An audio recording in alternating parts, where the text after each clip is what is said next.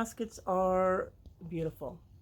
I've enjoyed mine all summer, but come the first frost, they disappear. They don't look so pretty. So today I'm going to do a mountain grow basket from ferns and other varieties from the forest that will last all winter and look beautiful on your deck. So stay tuned. First off, you got to pick yourself a nice basket. I like the cone shape myself. I've got a couple of them, and yeah, so we're just going to start to give it some structure, and I'm going to show you how to start that. So pick one that you like. It can be any shape, and let's get started. So we're going to start by foraging for some moss.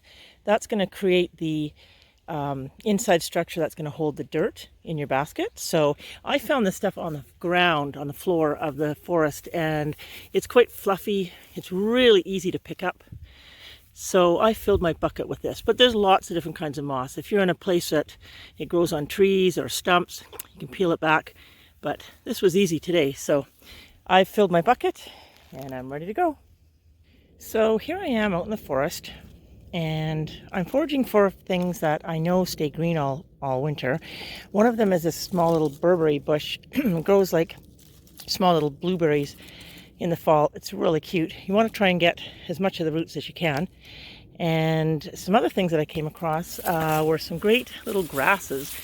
I don't know, they look like they were from a nursery, but they grow all over the forest floor, and they're like a lime green. Very cool. So I picked a bunch of those. And then you want to pick some ferns, the evergreen ferns. So ferns like this, they're kind of like dark green. You want to get as much of the root ball as you can, and all different sizes, but not too big because they are going into the basket. So now there's other kinds of ferns that do not stay, which are this variety here, very light and airy. They will die. So they're pretty for now, but not going to be as hardy as these guys. So these are the ones you want. So I'm back here at my workbench, and I've got all of my plants I think I'm going to need to fill that basket. So I'm just going to show you a few of them. Now these little rosettes are really cute.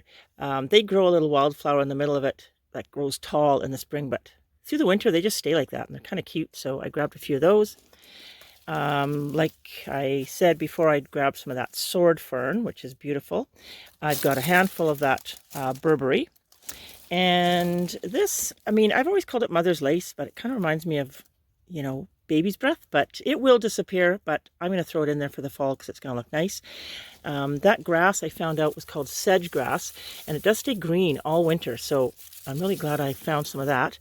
And then this is foxglove. So those tall bluebells are pink and white that grow in the spring, but for now they kind of stay like this most of the fall into the winter, and they really add some texture. So I got some little baby ones and the big ones. So yeah, so then the fun part is starting your basket. So I've got mine propped up here because it's hard to keep standing straight because it's in a V. But anyways, I've put my moss, packed it around with the dirt side facing into the middle of the basket, and just formed the whole edge where I'm going to put my dirt. And then I've left a little bit of the green along the top edge because that's going to be seen. So now we're just going to fill it, and that's the fun part. Hi, so I'm all done my basket. I'm prepared for the rain, and so far so good. But I've got it hanging up so you can take a look, and I think it's amazing. And just to know that it's going to last like this all winter is just, I just love it. So I ended up putting a few of my sunflowers in there, and I'll just turn on so you can kind of see. They were at the end of the season. They're not going to last that long. They might last a week, but just kind of add some color for now. But as you can see, I've added the grass, and the foxglove is beautiful on the top. The ferns, kind of put a few on each side to balance it out. The Burberry's over there. It just looks amazing. And yeah, I think I might do a couple of these.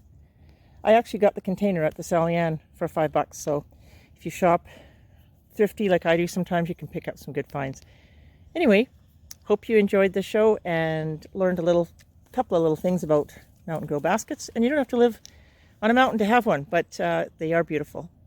So for next time from Ryder Lake in Chilliwack, I'm Michelle Herlihy, and I'll talk to you soon. Bye for now.